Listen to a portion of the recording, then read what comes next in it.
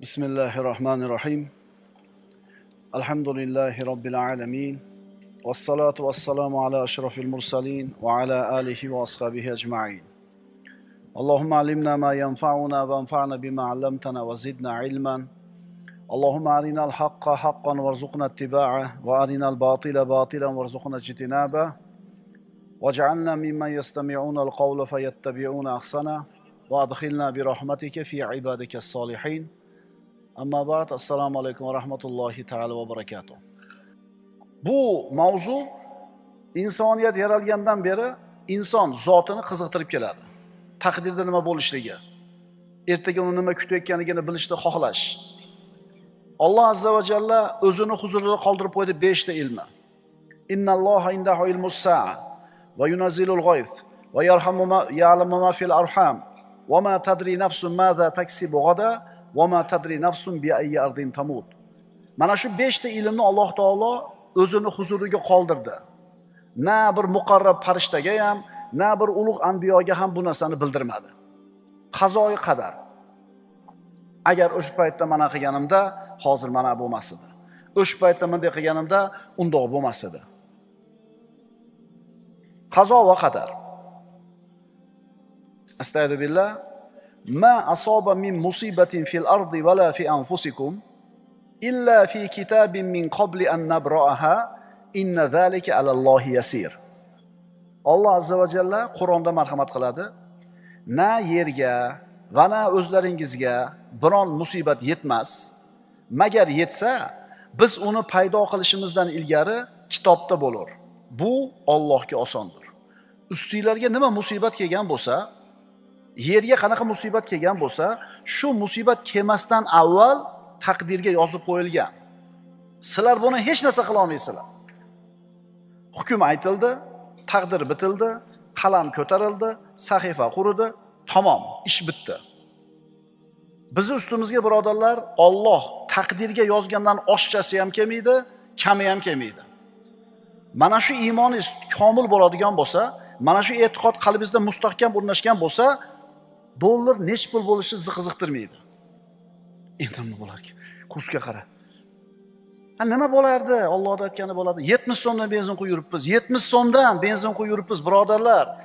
Yana benzin qimmatlagan sari katta объемli mashinalarni minyapsizlar. Jiblarda qaranglar ko'payganini. Alloh seni shu mashinani minishingni peshinangga yozganmi, o'sha benzinga yarasha pulni ham beradi. Ma'qulmisan? Qazo va qadar. Qadar degani belgilash degani, taqsimlash degani. Qado degani ana shu belgilangan narsani amalga oshirish degani. Alloh taolo aytadi: "Astagfirullah, inna kulla shay'in xalaqnahu biqadar." Albatta biz har bitta narsani taqdir bilan, o'lchov bilan aniq yozib qo'yganmiz. Qancha nafas olasan, qancha ovqat yeysan, qancha suv ichasan, hamma narsa hal qilingan. Payg'ambarimiz sollallohu alayhi vasallam ana shu taqdiri azal bitilishligi haqida aytgan hadisida shunday dedilar. Alloh avval qalamni yaratdi va unga yoz dedi. Qalam nimani yozaman dedi. Alloh taolo qalamga dedi, to qiyomat qoyim bo'lgunicha bo'ladigan hamma narsalarning miqdorlarini yozgin. Fajaral qalamu fi tilka sa'a. Ana shu soatda qalam yozishni boshladi. Qalam yozib bo'lib ishini bitirganidan keyin 50 ming yil o'tib osmonlar va yer yaraldi. Taqdir bitilgan paytda hali osmon ham yo'q edi, yer ham yo'q edi, biz ham yo'q edik. Seni birodar boshingga tushgan narsa adashib boshqa yoqqa ketmaydi. Seni qo'lingga kelgan narsa adashib yana boshqa yoqqa ketmaydi. Ya'ni sen uchun yozib qo'yilgan narsa albatta senga keladi, senga yozilmagan narsa albatta senga kelmaydi. Agar mana shunday ishonch, e'tiqod qalbingda mustahkam o'rnashsa, tub-tubingga mana shu tushuncha o'rnashadigan bo'lsa, hayoting zo'r bo'lib qoladi. Musibatlar sen uchun Allohning hadiyasi bo'lib qoladi. Chunki gunohlaring kafforat bo'ladi u musibat bilan. Mehnatlar rohatga aylanib qoladi. Hodisalar esa mukofotga aylanadi. Inson dunyoda yashar ekan, ustiga yaxshi kun keladi, yomon kun keladi. Bu Allohning taqdiri. Astagfirullah. وَلَنَبْلُوَنَّكُمْ بِشَيْءٍ مِّنَ الْخَوْفِ وَالْجُوعِ وَنَقْصٍ مِّنَ الْأَمْوَالِ وَأَنفُسِ وَالثَّمَرَاتِ وَبَشِّرِ الصَّابِرِينَ.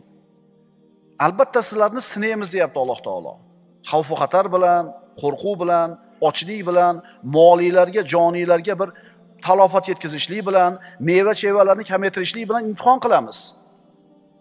Imtihon uchun keladi shu narsa yozilgan. Shunda allazina iza asabatuhum musibatun qalu inna lillahi va inna ilayhi roji'un. Biror musibat kelganda, yozilgan musibat keldi, peshonasiga yozilgan musibat tushdi ustiga. Shunda albatta biz Allohning bandalarimiz va albatta Allohning huzuriga qaytamiz deydigan sobirlarga xush xabar bering. Mana musibat sizga foyda bo'lib qoladi. Ustingizga kelgan musibat foydangizga aylanadi. Chunki musibat kelganda Allohning taqdiri, Allohga qaytib boramiz, alhamdulillah degan bandaga shu musibatning orqasidan savob bor. O'shuning uchun aytildi, musibatlar senga hadiya bo'lib qoladi deb. Payg'ambarimiz sollallohu alayhi vasallam aytadilar, mo'minning ishi ajoyibdir. Hamma ishi uning foydasiga. Yaxshilik taqdir qilingan bo'lsa, ustiga yaxshilik kelsa, shukr keltiradi, savob oladi. Musibat kelsa, rozi bo'lib sabr qiladi, yana savob oladi. Mo'minning ishi ajablanarli. Ustiga kelgan yaxshilik ham uning foydasi, ustiga kelgan musibat ham uning foydasi. Payg'ambarimiz sollallohu alayhi vasallam mana Abdulloh ibn Abbosni yosh bola ekan, ulog'iga uchqashtirib olib turib qilayotgan nasihatini ko'ring. 10-12 yashar bolaga Rasulullohning berayotgan ta'limini ko'ring. Ya'ni mana shu yoshda inson dunyoqarashi shakllanadi-da. Siz uyingizda qaysi tushuncha, qaysi tasavvur bilan yashayotgan bo'lsangiz, bolangizda ham shu tasavvur bo'ladi. Rasululloh aytibdilarki, "Ya g'ulam, inni uallimuka kalimat." Ey bola, dedilar Rasululloh, men senga bir necha kalimalarni o'rgataman. Allohning haqlarini saqlagin, u zot seni saqlaydi. Allohning buyruqlarini bajar, Allohning hukmini saqla, Alloh saqlaydi. Allohning haqlarini saqla, uni qarshingda topasan. Ya'ni bir muammoga kelsang, Alloh ro'baringda bo'ladi, yordam beradi. Agar so'rasang, Allohdan so'ra, agar ko'mak tilasang, Allohdan tila.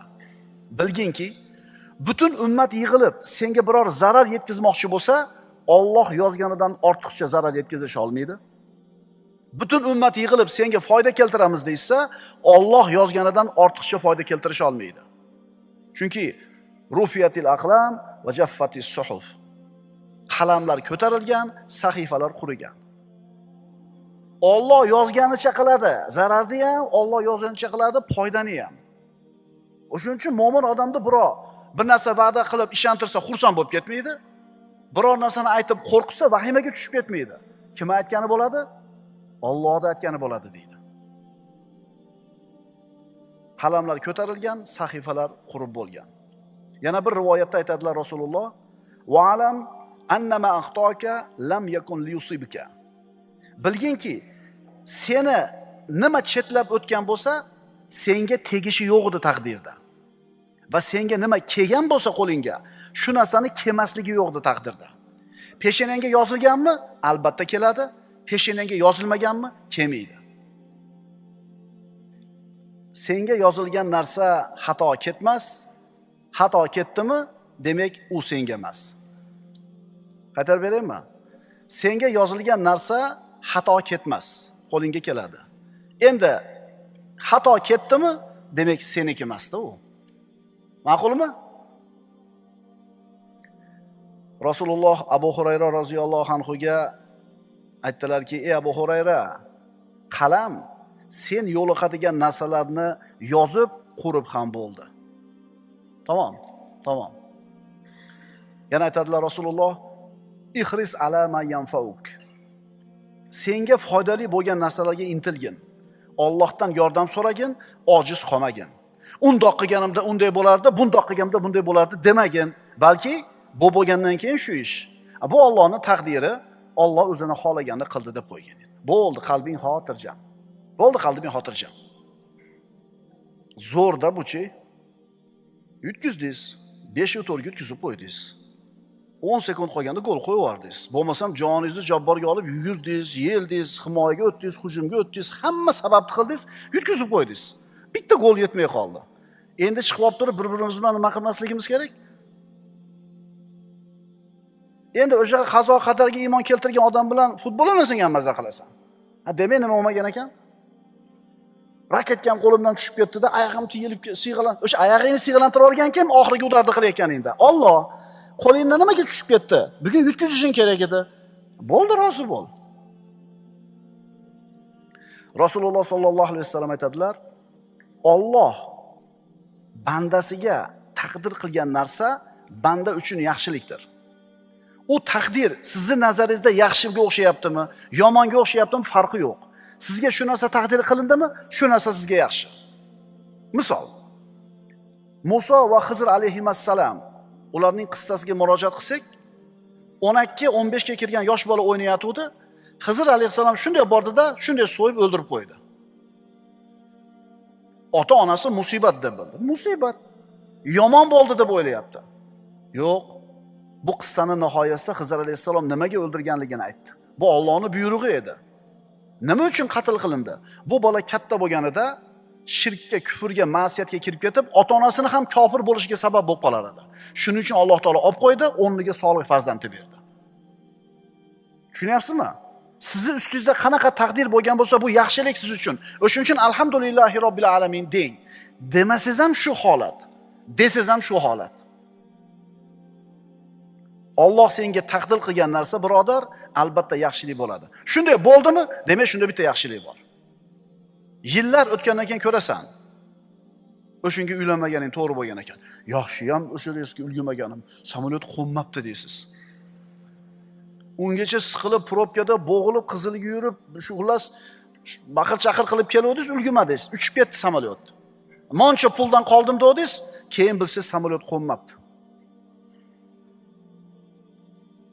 Tahqiq Alloh azza va jalla bir mo'min bandaga musibatni taqdir qiladi, mo'min xafa bo'ladi.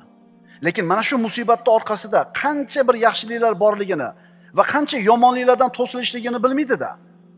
Xizr alayhissalom kemani teshib qo'ydi. Qaytamiz shu qissaga yana. Kemani teshib qo'ydi. Kemani egasi narigi sohilga borguncha bir balo qilib cho'kib ketgudek bo'lib yetib bordi. Kema teshilganida kemachi nima dedi? Yomon bo'ldi. Kemam talofat ko'rdi. Endi chiqim bo'ldi. Mash safarga topgan pulimni nima qilaman? Kemaga sarflayman deb yomon bo'ldi deb turuvdi, asli yaxshi bo'lib chiqdi.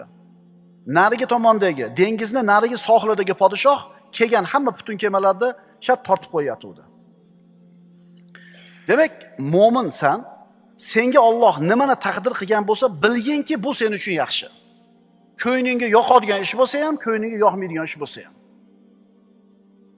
Allohning senga qilgan taqdiri sen uchun yaxshi.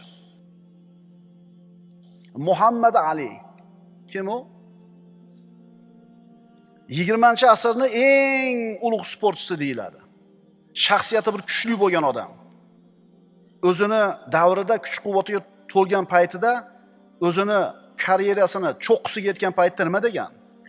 Men eng buyukman degan. Men eng buyukman dedi. Keyin Alloh taolo bir dard berdi unga. Bilasizlar. Shu odam harakatlanishi qiyin bo'lib qoldi. Qaltirab qoldi qo'llari. Keyinchalik umrining oxiriga borganda gapirishi ham qiyin bo'lib qoldi. O'sha vaqtga kelib turib aytadiki, qarang, 20-asrda eng zo'r sportchisi, juda ham aqlli, xushli, ongli odam bo'lgan.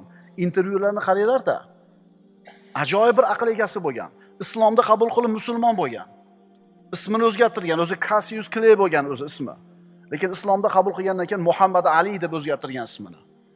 Shu Muhammad Ali aytadi: "Meni hayotimda sodir bo'lgan hodisalarning eng yaxshisi mana shu kasallik. U chempion bo'lganim, eng zo'r sportchi bo'lganim emas. Shu kasal bo'lganim men uchun eng katta yaxshilik bo'ldi. Agar u kasallik bo'lmaganida men o'zimni men eng buyukman deb o'tib ketar edim. Bu esa shirk edi ekan. Bu esa shirk edi ekan. Alloh meni o'tkazib qo'ydi. Men buyuk emas ekanman." Demak, birodar, o'sha kasal bo'lgan paytda shu musulmon bandasi uchun foydasiga bo'ptimi oqibati? Shuning uchun siz ustingizga kelgan qazo qadarning makruhi, qalbingizga yoqmaydigan narsa ish bo'lgan payt, shunday holat kelgan paytda rozi bo'lib qo'ying. Endi qayoqqa ham borasiz rozi bo'lmay. Rozi bo'lsangiz ajr olasiz, savob olasiz. O'sha kun norozi bo'lsangiz, gunohkor bo'lasiz yana o'sha kun. Va asa an takrahu shay'an wa huwa khayrun lakum deydi Alloh taolo.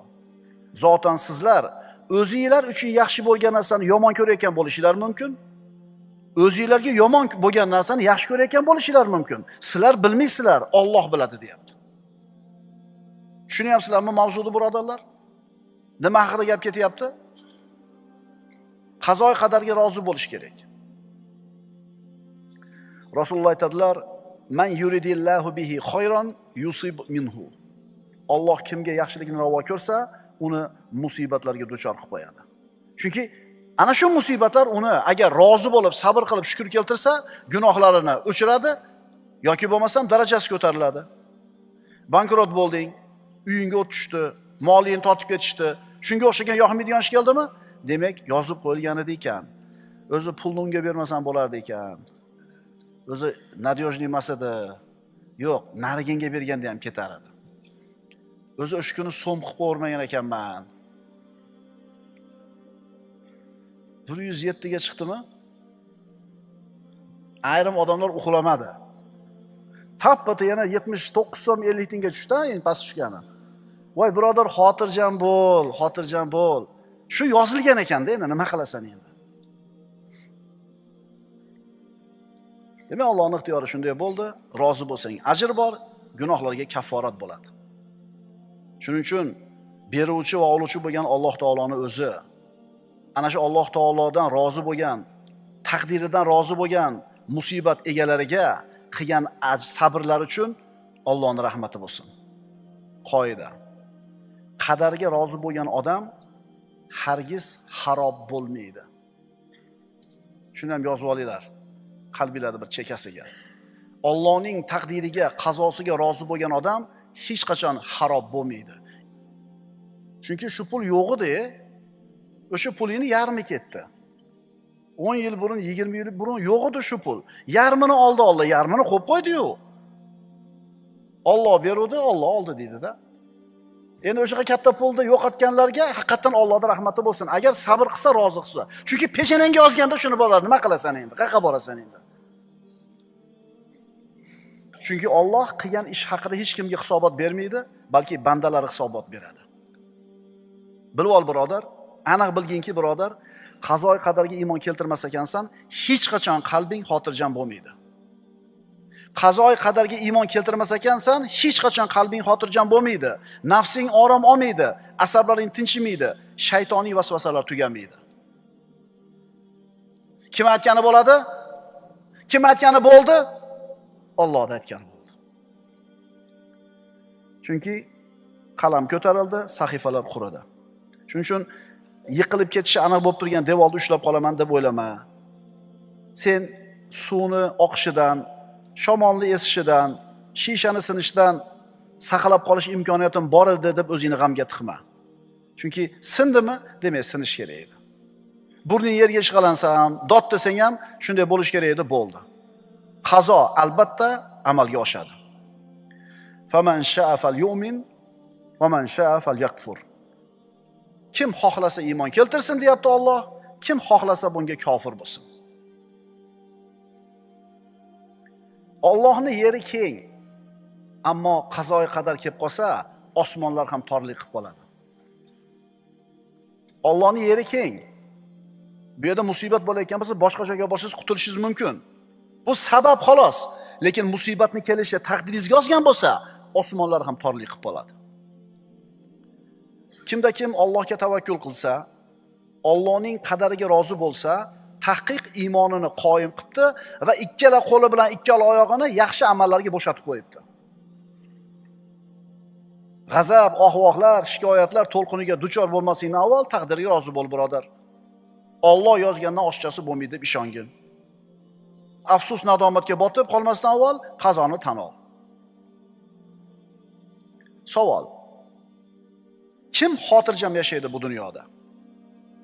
Qazoy qadarga taslim bo'lgan va undan rozi bo'lgan odamlar. Bu ham qoida. Kim xotirjam yashar ekan? Taqdirga rozi bo'lgan, qazo qadarga taslim bo'lgan odam. Sen ustingga senga yoqmaydigan ish kelmasligi uchun nima sabablarni qilish kerak bo'lsa qilding. Hamma hiyla choralarni amalga oshirding. Lekin shunda ham keldimi? Demak, taqdir ekan. Hikmat qachoniki Alloh o'zining amrini, qadarini yuzaga chiqarishni istasa, o'sha vaqtda, o'sha lahzada aql egalarining aqlini olib qo'yadi. Nima degani bu? 30 yildan beri mashina purushlik qiladi birov. Shu ishni piri bo'lib ketgan. Endi bizning tilda yeb qoladigan kuni keldi. Zararga kiradigan kuni keldi. Qarab turib, kupa-tuzni baxrayib, ko'zi pulangan mashina olib turibdi-da. Bo'lmasam qancha odamlarni shunaqa bir kuyib qolmasligiga sabab bo'lgan, ko'rsatgan, bir qarab ajratadigan odam, lekin o'ziga kelganda kuydi-da. Endi nima deyish kerak? Demak, Alloh taolo bugun kuyishimizni yozgan ekan. Tushunyapsizmi? Bir kun keladida o'zi shu pachaq-mashinga to'g'ri kelib qoladi. Demak, Alloh o'zining qadarini amalga oshirishlikni xohlagan payt kelganda, aqlli odamlarda aqllarini o'chirib qo'yadi aqlini. Yana qadar kelib qolganda, qazo kelib qolganda, hikmat ko'zini to'sib qo'yadi. Hozir gapda aytadi shagidiga. Do'kondor shagid oldi aytadi. 20 yillik do'konda ishlash tajribasi bor. Shagidga aytadiki, ko'chadan birov bir narsa ko'tarib kelsa, olma deydi. Chunki o'g'irlangan bo'lishi mumkin deydi. Birov bir tuzoq qo'ygan bo'lishi mumkin deydi. Deydi-da, bir kun keladi o'zi shunaqaga tushib qoladi. Chunki Alloh taolo bugun shu ishni amalga oshirishligini, shu ishni ro'yobga chiqishligini xohlagan ekan, tamom. Ko'rib turib, baxrayib turib, qoqilib turaverasiz. Rasululloh sallallohu alayhi vasallam aytadilar: "Va in asabaka shay'un fala taqul law anni fa'altu kana kaza va kaza." Agar senga biror narsa yetsa, ya'ni bir musibatga o'xshagan narsa yetsa, agar men undoq qilganimda undoq bo'lar edi, bundoq qilganimda undoq bo'lardi demagin. Buni o'rniga bu bo'lgan ish Allohning qadari, Alloh o'zi xohlagan ishni qildi degin. Albatta, agar so'zi shaytonni amalini ochib yuboradi. Shuning uchun bo'p oldimi? Tamom, yo'q bu papkani. Xulosasini ol, tajribasini ol. Bundan keyin senga dars bo'lsin shu ish, lekin andoq-bondoq agar degan gapni gapirma. Endi qora kalaringga quloq solsang, o'tiraverish kerakmi, peshana yozgan bo'ladi deb deyishadi. Birodar, sen bizni tushunmabsan. Qadarga bo'lgan iymon seni taqdirni kutib uxla demaydi. Qazoy qadarga bo'lgan iymon seni hech narsa qilmasdan o'tirib ol demaydi. Balki o'rningdan turganda taqdiring qanaqa ekanligini kashf qil deydi. Nima degani? Sen xohlayotgan natijaga sabab bo'ladigan ishni qil degani. Modomiki nima kelishini bilmaysanmi, zo'r bo'lishiga shu keladigan narsani hamma sababni qilasan, shundan keyin nima deysan, nima bo'lsa ham taslim bo'lasan. Demak, Alloh shuni xohlagan ekan. Yana bir ajib narsa, futbol o'ynab yutib oldingiz. Bu yoqqa chiqib olib turib, lekin o'zingizni zaslugalarni aytishni boshlaysiz. O'sha yerda vaqtida pas berdimda, o'shuning uchun gol urding. Ko'rdingmi fintni? Bitta zamaq bilan ikkitasini uxlatib, senga berdim, pustoverda gol urding. Inson yutuqqa erishganda men undoq qiluvdim, mundoq qiluvdim deydi. Ammo mag'lubiyatga uchrab qolganda esa taqdir ekan deb sukut qilib turadi. Rosa tushdimi? Yaxshilik bo'lsa men qildim deydi. Agar yomonlik bo'lib qolsa taqdirga to'ngaydi. Shuning uchun birodar, insof qil. Yaxshilik bo'lganda ham nima deb qo'yaver? Taqdir deb qo'yaver. Qarangda, bu darslar siz bilan biz uchun ikkita narsamizni tuzatadi. Nimani tuzatadi? O'lchov tushunchani, tasavvurni, bizning tilda понятияларni o'zgartiradi. Bizga g'arbdan, sharqdan har xil понятиялар kelib, unday qilsang zo'r bo'ladi, bunday qilsang zo'r bo'ladi deb hamma o'zini nimasini o'rgatyapti bizga, ta'limotini. Bizga dinimiz ta'lim bersin. Agar shu tasavvur bilan yashasak, va ishonaverlar, psix bo'lmaymiz. Nervli bo'lmaymiz, sahr bo'lmaymiz, davleni bo'lmaymiz. Shuni o'tkazib yuboramiz. Bo'ldi, ketdi, nima qilamiz endi? Bo'ldi, tugadi. Ol ketmadi. Hada endi yana bir marta. Odamlar psixologlarga borishadi. Nima uchun? Maslahat olish uchun. Hayotga qanday qarash kerak? Ustingizga musibat kelsa qanday unutish kerak? Ularda ta'sirdan qutulish uchun nima qilish kerak? O'tmishdagi muammolarimiz uchun, kelajakdan qo'rqmaslik uchun nima qilish kerak? Endi u psixologlar maslahat beradi. Musulmon odam nima qiladi? Bir musulmon tabibning oldiga bir odam kelib shunga o'xshagan narsani so'radi. Boyagi tabib musulmon edi-da, aytdiki, hayotda sodir bo'ladigan hamma narsaning taqdiri hali ularni Alloh yaratmay turib 50 ming yil avval yozib qo'yilgan. Tamom. Mana psixolog. Ha birodar, taqdiring hali osmon yer yaralmay turib 50 ming yil avval bitib qo'yilgan. Tamom. Shayx Ali Tantoviy rahimahulloh shunday deydi. Odamlar bilan to'ldir avtobus yo'lda ketyapti. Shahardan chiqqan avtobus haydovchisi u yoqqa bu yoqqa qaradida, yo'lda hech kim yo'q. Ozgina yurib turib to'xtadi. Hech kim ko'rinmayapti. Odamlar nimaga to'xtadingiz dedi? Uni oqsoqolda olaylik dedi. Qarashuvda hech kim yo'q. Qaysi oqsoqolda hech kim yo'q desa, hozir qo'lini ko'tarib to'xtanglar, meni olib ketinglar dedi-yu, ana kelyapti dedi. Odamlar ko'rmadimmikin deb turib shunday qaradi, hech kim yo'q. Haydovchiga qarasa, omonatni topshirib qo'yibdi. Demak, shu haydovchini ajali yetib kelgan, ammo avtobusdagilarda ajali yetgani yo'q hali. Alloh taoloning hikmatini ko'ringki, chiroyli qilib to'xtatib, avtobusning rushnoyini torttirib, xotirjam qilib qo'yib turib, jonini oldi. Haydovchining ajali yetgan edi, ammo passajirlarniki emas, chekiga to'xtadi. Alloh taolo aytadi: "Likulli ummatin ajal." Har bir millat, avlod uchun belgilangan ajal bor. Qachon ajallari yetsa, uni biror soat ketga ham so'ra olmaydilar, ilgari ham qila olmaydilar. Xotirjam bo'l birodar. Rizqing bormi? Yashaysan. Faqatgina taqdirdagi narsa bo'ladi. Ko'pi ham emas, ozi ham emas. Xulosa, seni boshingga tushgan narsa tushib bo'ldimi? Tamom. Demak, tushish kerak edi ekan. Seni qo'lingga bir narsa kelmasdan chiqib ketdi. Chiqib ketdimi? Tamom. Demak, qo'lingga kelishi yo'q edi ekan. Agar mana shunday aqida, ishonch, e'tiqod seni qalbingda mustahkam o'rnashsa, seni tub-tubingda mana shu tasavvur, mana shunday tushuncha mahkam o'rnagan bo'lsa, hayotda bo'layotgan hamma musibatlar sen uchun hadiya bo'lib qoladi. Mehnatlar rohatga aylanadi, hodisalar esa